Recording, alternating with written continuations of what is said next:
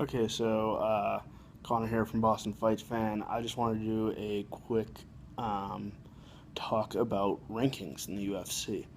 Now, the reason I'm doing this is because I was kind of discussing this with one of my roommates earlier, but the rankings aren't always accurate, and here's why.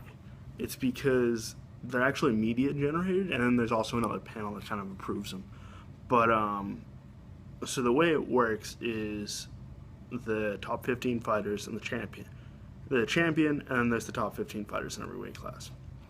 Now, some of the weight classes have more accurate rankings, I find. The light heavyweights, I find pretty accurate. And the middleweight division.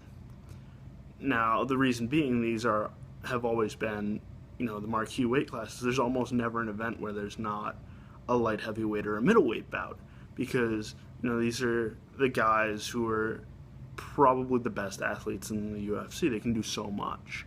They can grapple very well, and they're quick enough where they have footwork, unlike the heavyweights who tend to just stand in front of each other. But they also still have knockout power, and people love to watch finishes.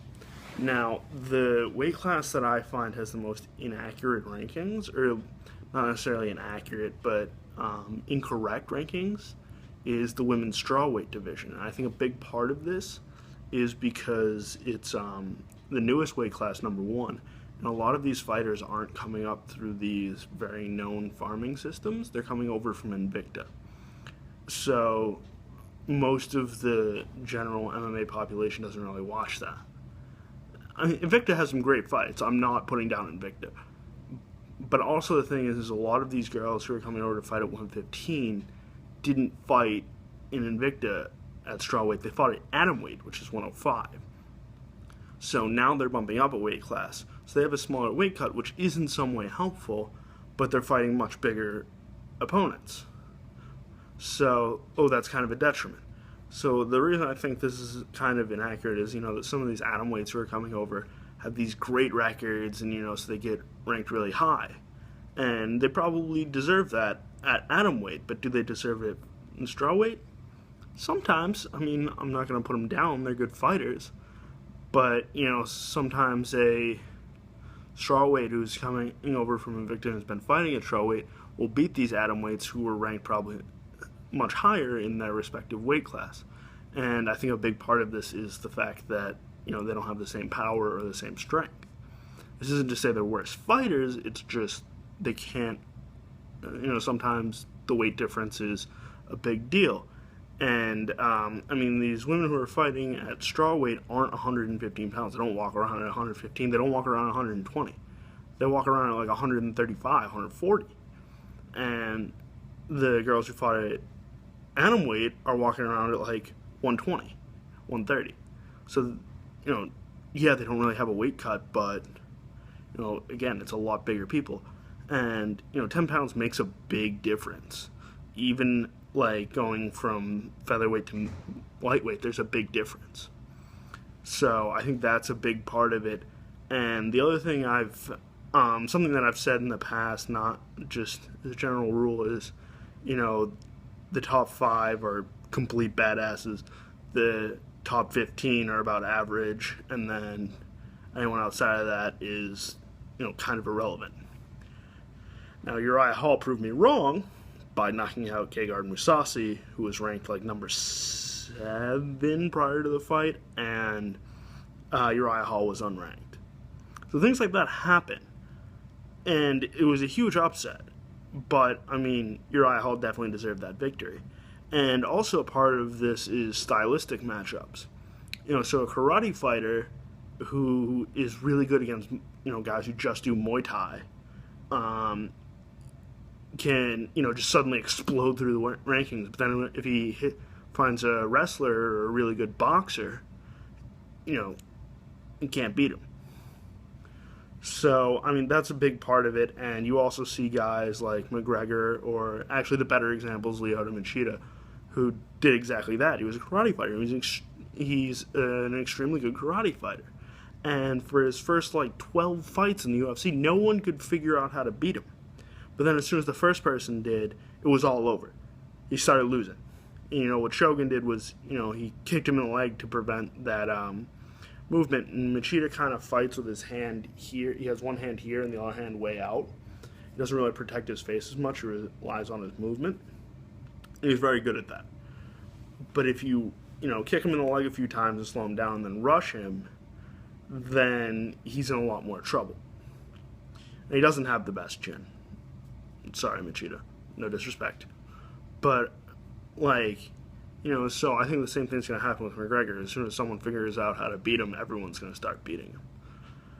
So that's part of it. The other part of it, I think, is that because it's media generated, I think knockout artists, you know, guys who are routinely knocking people out and getting the finishes that way, get a bigger ratings bump than guys who are submission specialists. Because the average MMA fan, you know, a lot of them came over from like boxing, not as jiu-jitsu fans. And even a lot of wrestlers have like huge knockout power for some reason. So, you know, if you know, say you're ranked at number 10 and you knock some guy out in the first round, you might get like a 3 ranking jump, so now you're ranked number 7.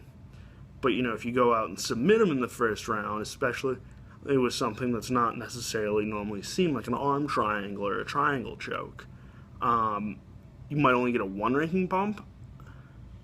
And then there's also the other thing that I don't really like about the UFC, and this is kind of just me, but I'm sure other people feel the same way, is they tend to cut people if they drop, you know, you're in danger after dropping like 3 losses in a row. And some of that I think is unfair because, you know, sometimes a guy goes out and he gets a title fight and he loses to the champion.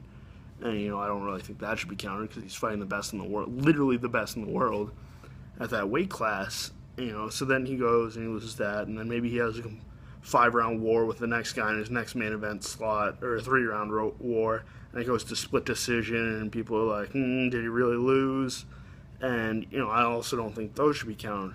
I mean, obviously, if you lose 5 in a row, something's wrong, and maybe you shouldn't stay with the UFC. Maybe you should, you know, kind of go somewhere else, you know, get a couple of tune-up fights, and then maybe come back.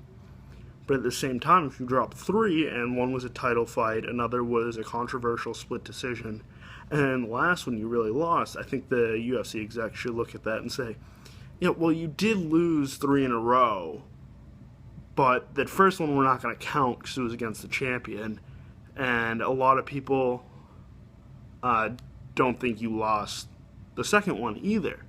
So we're just going to count this as a 1-fight slip, basically. And, yeah, so, I mean, I think some guys get unfair reps. And also what I think, and this was what I saw after UFC Japan, Roy Nelson, I believe, has just dropped to, like, 4 losses in his last 6 fights, which is not very good. But he looked a lot better in the Barnett fight than he has in previous fights. He showed off much improved wrestling. He took down Barnett, who is a great grappler, who has very good takedown defense. And he was throwing head kicks, which we normally don't see from Nelson. He was kicking a lot more, which that, to me, shows an evolution of him. It's a much more all-around game. So, you know, to say, all right, well, you lost, but you looked a lot better. Maybe we keep you around for 1 or 2 more fights to, you know, see where that goes, let you evolve as a fighter. That's really how I think the fight game should work is, you know, even if, you know, I go out as a wrestler and I fight this boxer and I can't touch him for some reason. I'm just really struggling. But my Muay Thai looks a lot better. You know, maybe I shouldn't drop in the rankings as much or, you know, something like that. I don't know. Obviously, I'm going to leave it up to the professionals. I'm not going to say that they should change it completely. But it's just a minor complaint that I had because, largely because of the Roy Nelson fight, because people are calling for his retirement now because he's dropped so many in his last few outings. And I really don't think that's fair because I think Nelson looked a lot better. I really do. I mean, if you're going out there and you're showing people that you're getting better, why would those people be calling for your retirement just based on your record? I mean, there's guys out there like Mark Hunt, who I believe right now has a losing record, but people love him, partially because he's, you know, the Super Samoan And, he's great for the UFC to have, just in case they go to New Zealand or Australia, he's great to have on the card because then he's a local hero. But he's also ranked in the top 10. And he's like 40, which, again, if he's looking okay, leave it. But, yeah, he does have a losing record, and I don't think he's shown that much evolution. He's a good kickboxer, and he has good takedown defense, and that's really about it. I mean, he doesn't submit people. He just knocks them out. And even when he goes to wars, he purely bases it on striking. And, I think he's ranked a little higher than he should be right now. I think he's ranked at 7. I think he shouldn't be in the top 10.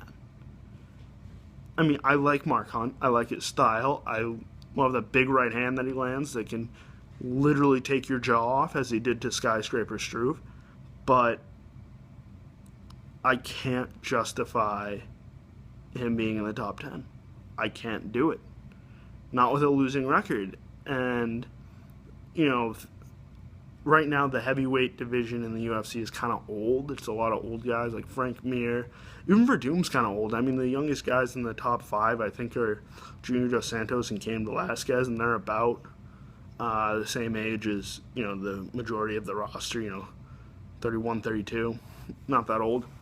But, there's like Frank Mir, Andrei Arlovsky, Travis Brown, Mark Hunt, Josh Barnett. These guys are older. They're getting up there. Even Ben Rothwell, I think, is 34, so he's kind of getting to the line. But, so I think you got to keep on Nelson. I think you got to keep Todd Duffy, who got annihilated by Frank Mir, but that's a completely different thing. And I say you get rid of some of the older fighters who are slipping, like Bigfoot Silva, who I have very little respect for because of the way he's explained his fighting style. He needs to get hit a couple times before he really starts fighting. And the last 2 times I've seen, 2 of the last 3 times I've seen him, he's gotten knocked out. He's gotten hit hard, and then he and then he went to sleep.